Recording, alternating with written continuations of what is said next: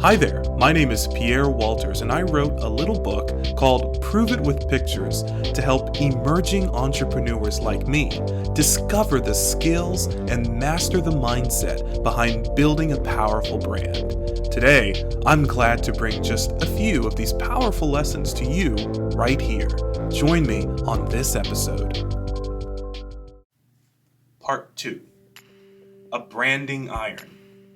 So we hear the word brand, perhaps a little more often than we need to. Yet, despite its near total saturation among the media conscience, its definition, obscure as it may be, has often come under fire. Now, I've been working with dozens of clientele over the course of my directing career, and far too many describe their brand with nonsensical words and phrases like market leader, or highest grossing, or highest customer satisfaction. I shudder. Recently, I took the time to ask Google which is one of my top 6 favorite things, or brands if you're so inclined. The simple question, what is a brand? Here's what I read. A brand is a type of product manufactured by a company under a particular name. Or the simplified version, to brand is to mark with a branding iron. Now, nowhere does it say it has a story, or a message, or a design. It just says manufactured under a particular name and to mark with a branding iron. See, if only it was so simple. Although for some, as it turns out, it is.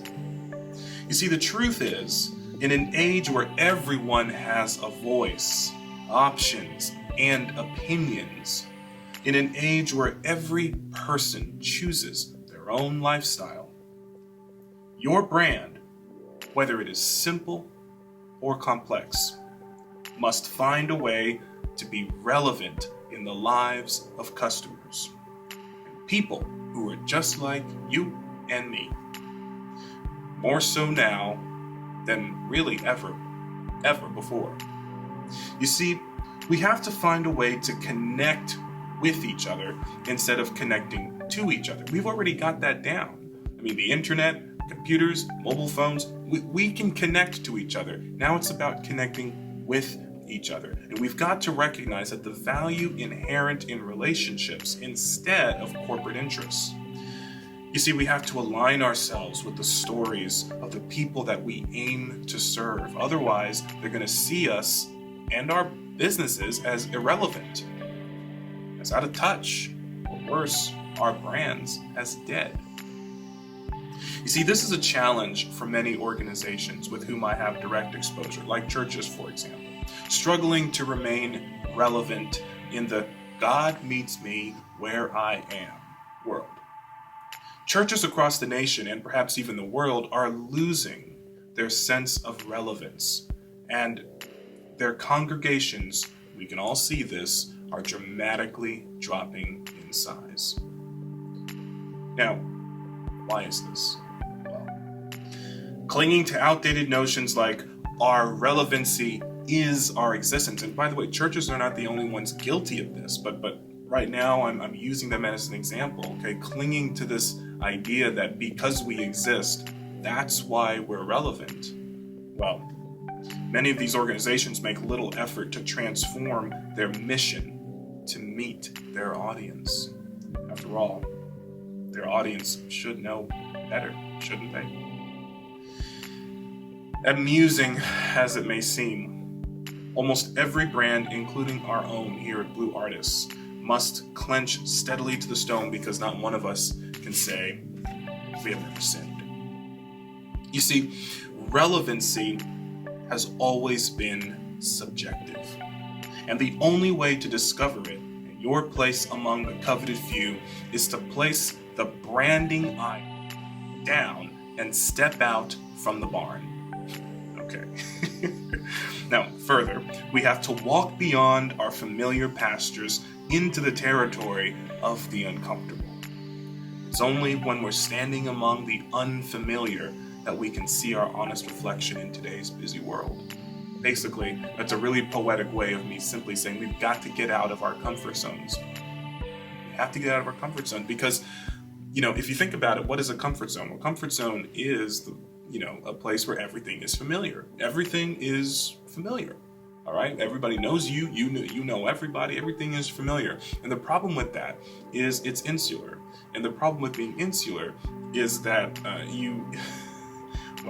you're not forcing yourself and pushing yourself to evolve your communication and to learn how to better connect with your growing audience. And here's the thing: if your audience isn't growing, then what is it doing?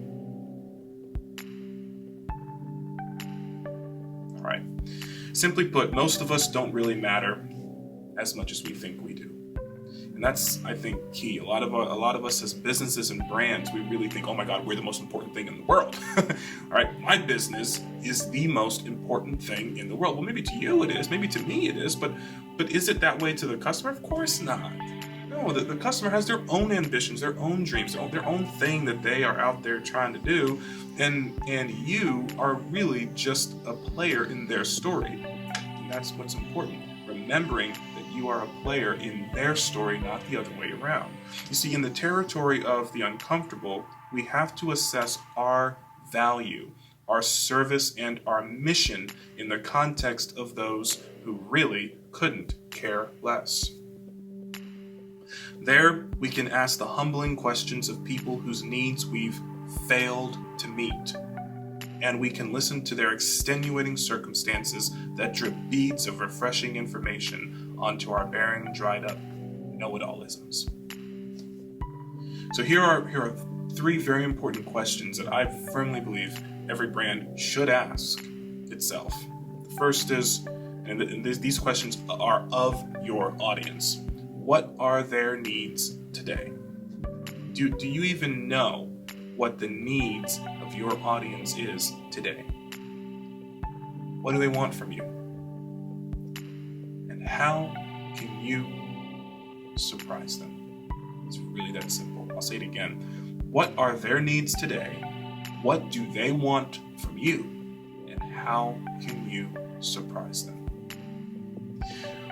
One would never argue that the purpose of any organization is to serve, and yet many never take so much as a glance in their shrouded, huddled quest for isolationism to see just what needs they can actually provide.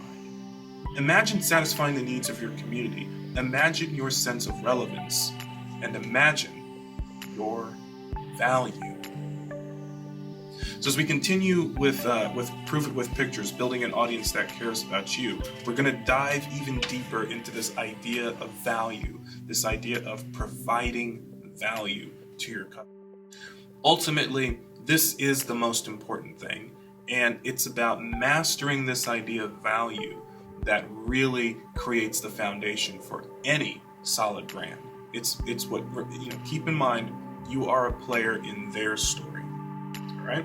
So how can we provide value in their life? Thank you. Thanks for watching this episode of Prove It With Pictures. If you'd like a copy of the book, you can find it on Amazon or Barnes & Noble. To reach me directly, visit my website at www.pierrewalters.com.